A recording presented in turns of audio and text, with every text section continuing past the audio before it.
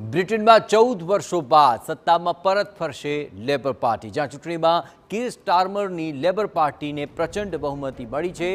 650 બેઠકમાંથી labour પાર્ટીને 406 તો conservative પાર્ટીને 111 સીટ જ મળી।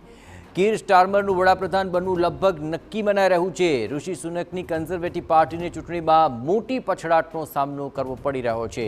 ઋષિ સુનકે હાર સ્વીકારી છે, પદ પરથી તેઓ હવે રાજીનામું આપશે। ઋષિ સુનકે કીર સ્ટારમરને અભિનંદન આપ્યા હતા।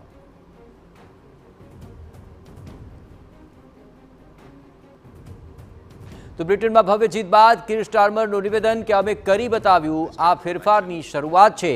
તમે બધાએ આ માટે સખત મહેનત કરી છે, ઝુંબેશ ચલાવી, લડાઈ લડી, જનતાએ અમારા પક્ષમાં મતદાન કર્યું। પાર્ટીમાં પરિવર્તન લાવ્યાના 4.5 વર્ષ પછી જનતાએ અમને ચૂંટ્યા છે।